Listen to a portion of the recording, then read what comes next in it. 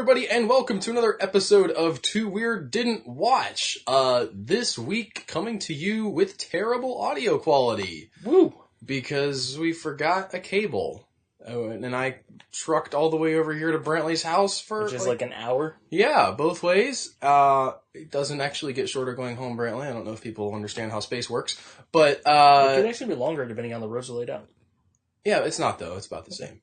But we apologize, but we're going to do an episode anyway because we're here and we've missed a week. He has to, excuse the gas somehow. That's correct. Brantley's going to read for us. Go ahead, Brantley. First up, we have Shakma from 1990. Shakma, like... Shakma. Shakma. One word. Shakma. Shakma. So... Which, being from the 90s, it better have some terrible theme song. Shakma! Yeah, a little less James Bond and more ska, but yeah. Is this, like, Japanese? I want you to go ahead and guess genre. No, it is not. This is American. Oh, this is American. Okay. I'm just gonna go, like, way out in left field and say romantic comedy. Because I just saw 50 Shades of Grey. Also because 90s. What is it?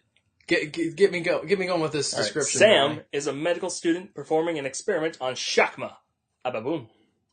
Okay. So hopefully you're wrong. Had a medical school run by Professor Sorensen. You know he's the bad guy because he has an ominous last name.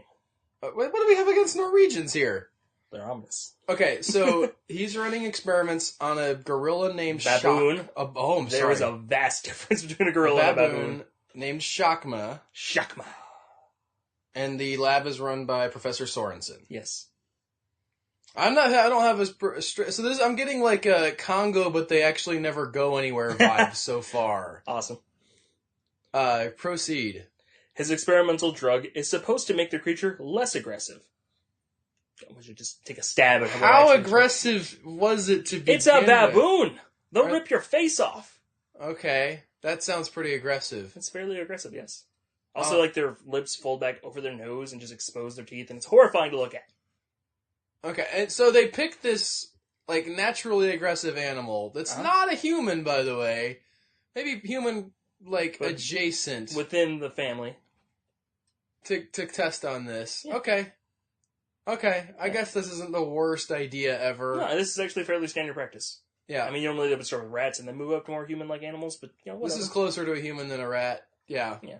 Also, rats aren't usually that aggressive. But it ends up having the opposite effect, and Sam must euthanize the animal. Well, that was a short movie. Okay, so moving on to the next one. This is just an emotional piece about it. It's a thought piece about how, this can be morally wrong. Poetry of, like, what does euthanization mean? Like, did this baboon it's like an art house movie. There's some lovely shots of the fluids going into him. That night, Sorensen organizes a live-action role-playing game for Sam and his friends. Wait. Which is a twist that nobody, not even the person writing this, was prepared to have. What? They euthanize a crazy monkey. Yeah. Who is already a baboon, like, genetically weird. And then they're like, well, we're done with that. Let's all get our foam swords out and go LARPing? No, it's not LARPing. It's a live-action You said role-playing live-action role-play. That's what that stands for, Brantley. It's not that kind of LARP, though. The players are issued walkie-talkies to communicate with each other. That's not period accurate. What are they role-playing? Warhammer 40k? What? But the communications must go through Sorensen, because he's the game master. I don't get it. So somehow he has a switchboard for the walkie-talkies. Right, yeah. And so they have to send him messages, and then he can approve them and send them to someone else. I guess this is like a social experiment he's doing at a medical lab he runs.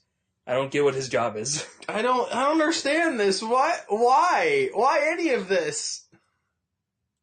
Okay, the object of the game is not actually in here, but because I did read another description, the object is, like, Sam's sister is, like, in one of the rooms in the place they work at, and the object is to find her. Okay, so it's like a advanced hide and seek like a pseudo kidnapping happened, and they have to find his sister, and the first one who finds her wins. Is it like a sort of giant escape room where there's clues and maybe? Well, I want that to be the case where he's like, you have to work together, and like there's a chessboard where you have to move the piece and it opens a door, and then that like, but it's also like not a tiny room, so all So, across like, the campus. Saw 6? No, Saw 5? I don't remember. Where, like, the first opening game was the game that's happening in the background of the movie. Like, spoilers, but they were supposed to work together. They could all get out fine, but they were just, like, sacrificing people as they go because they're all terrible, terrible people. Yeah, well, that's all the Saw movies, basically. I hate the ones where they can't get out. I don't like the unfair games. That's the point of half the franchise. Okay. Anyways, we're not talking about that. We're talking about Shakma. Shakma! As the game begins, Shakma wakes up, escapes, and kills Sorensen. So glad we set him up to be the bad guy. Because he's just dead. Are they just bad at their job? Is that what this is? They're just bad at their job? I read the thing where he was attached to the baboon. He just had to put into a coma. Okay. As opposed to killing it. Because the thing didn't ask for what I did to it. It's kind of not okay to just murder it. But now it's loose and killing people because it's a berserker baboon. Okay. With the game master dead, the players can no longer communicate. So that was really just a roundabout way of setting up that they wouldn't be able to communicate. And even though they could have just not had walkie-talkies. Yeah. I don't get any of this. None of this makes any sense. The doors to the offices are all locked because, they're just playing a game. You can't let people go and stealing stuff. That makes sense. Yeah. So the telephones aren't accessible. Because apparently they don't have any wall-mounted phones in this school. I don't know why they... Yeah, it doesn't make any sense. Shakma is able to access the elevators to reach different floors of the medical building. And he hunts them down. So it's just a slasher movie with the baboon. But with a really big roundabout way of explaining why they can't just leave. Yeah. Doors are locked. The guy who had the keys is dead. They stuck. You could just... This could literally just be almost anywhere... Like, they're camping or whatever. And like a baboon gets loose from the zoo or something. It's just, like, psychotic for some reason. Yeah. Or, like, he's rabid and got loose before they put him down.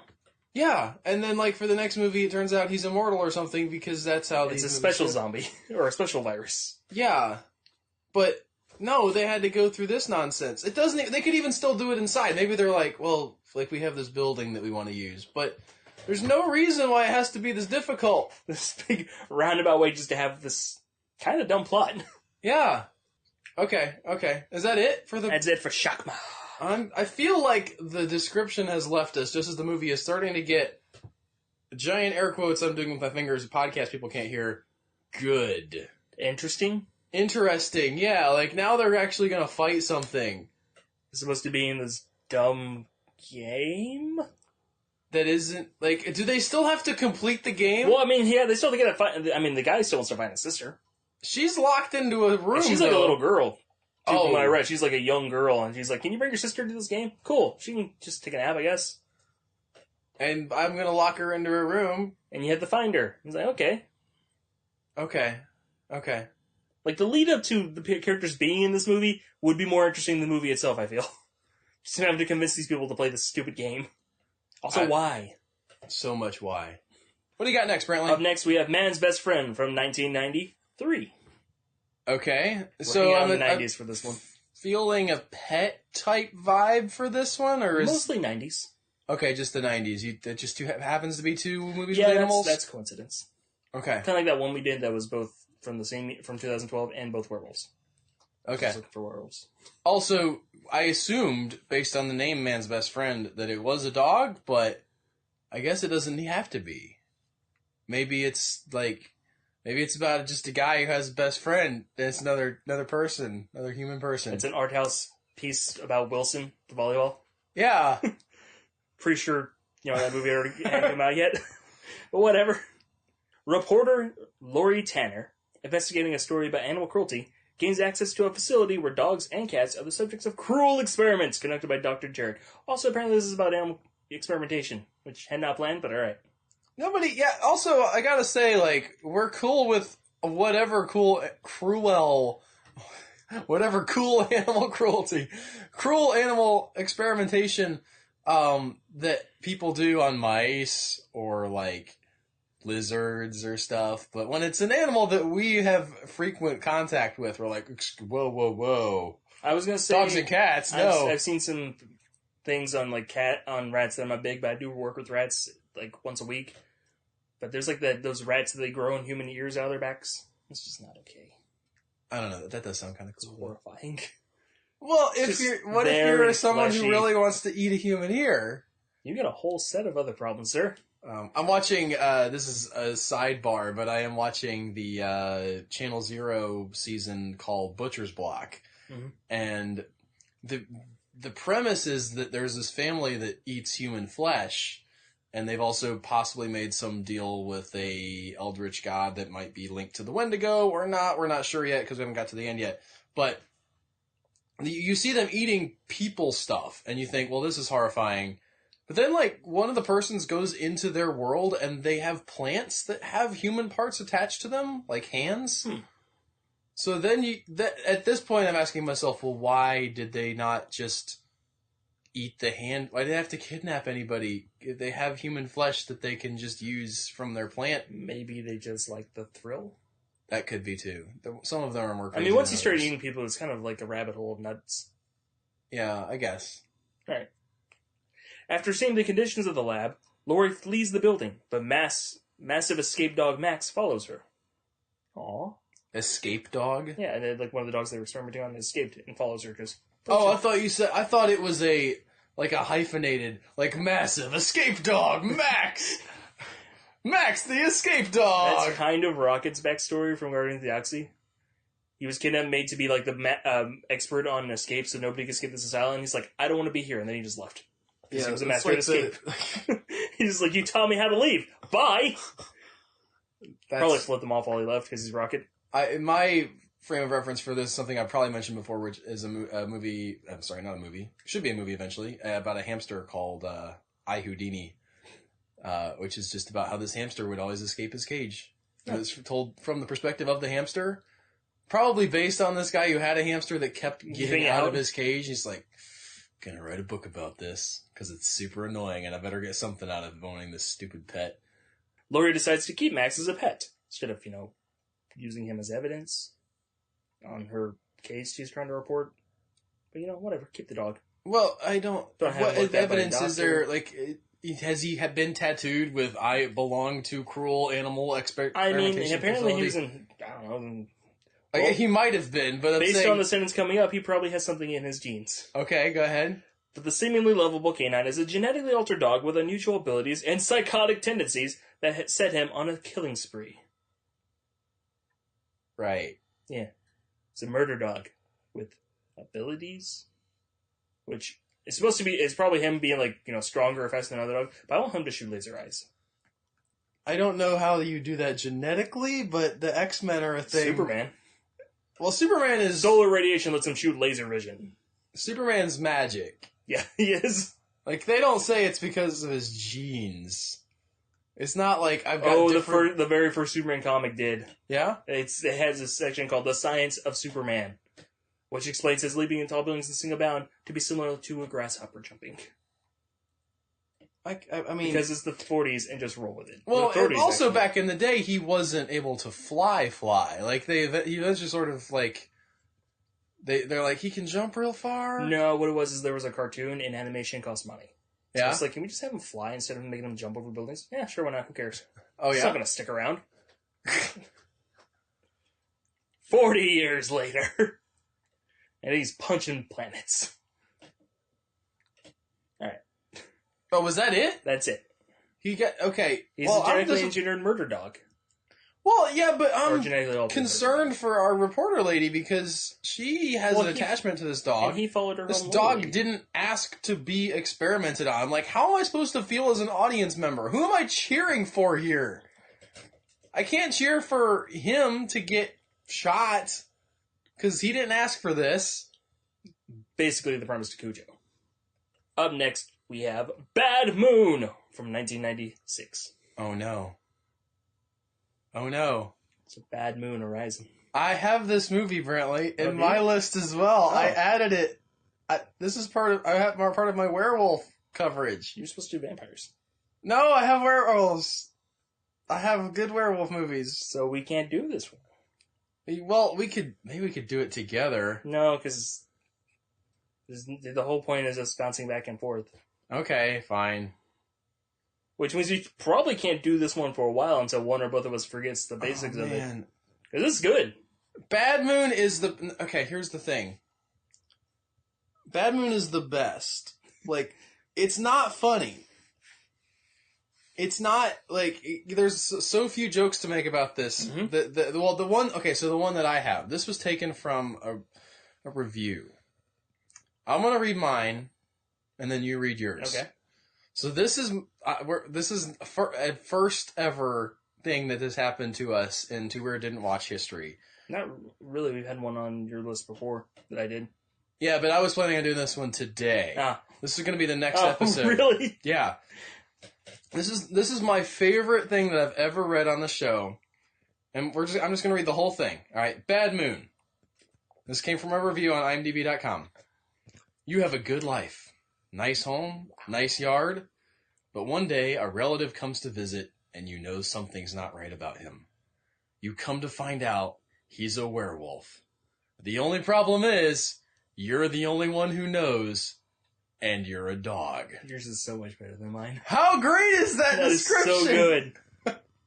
I love that. Is that your whole description? That's the whole thing. Because mine is more detailed but less fun. It's so much less awesome than that. It's just like there's almost no jokes to make about that. It's just a great pitch for a story. That like I want the dog perspective of like a werewolf who's like, oh, guys, this is a werewolf, and they're like, stop, shut up, get out of here. I have Ted is working in Nepal when he and his girlfriend are attacked by a mysterious creature. Ted, though brutally maimed, survives, but his girlfriend is not so lucky. How come these... It feels like a lot of these movies start out with two people getting attacked, one of them dies, the other one survives. Is that my imagination? Okay, I have this one and American Werewolf in London. I guess that's my other frame of reference. I mean, they're just... And possibly the American version of Being Human. I can't remember his backstory. Okay. It's a good show. Ted, I already read that. I think you might be right about Being Human. I saw that one as well. Yeah. To help his recovery, Ted moves close to his sister, Janet, and her son, Brett, but soon realizes he was attacked by a werewolf.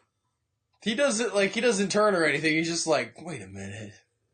That was a werewolf. He's watching the first wolf, and he's like, I have been wondering about that pentagram that's just hanging on my chest. That's weird. The fact that it was a half man, half wolf has been confusing to me until I've watched any werewolf movie. By the way, I love in the first Wolfman movie when they establish that the appearance is a pentagram in a circle. And then they never go back. No, then he shows it to his dad and he's like, any animal could have caused that scar. It's like, what world do you live in?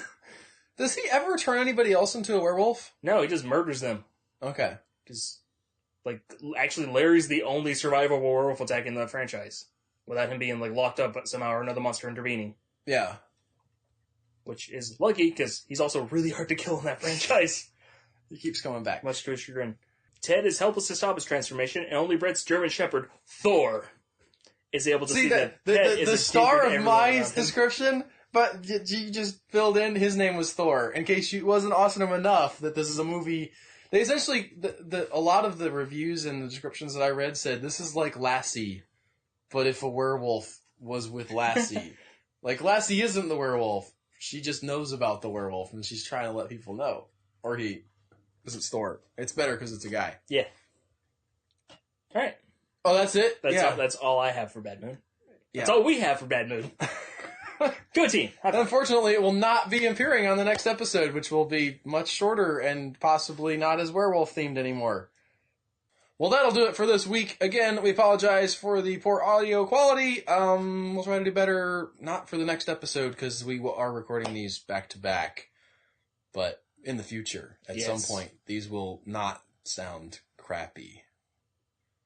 We'll go back to our normal level of crappiness instead of this level of crappiness, Brantley. This is below our usual level, yes.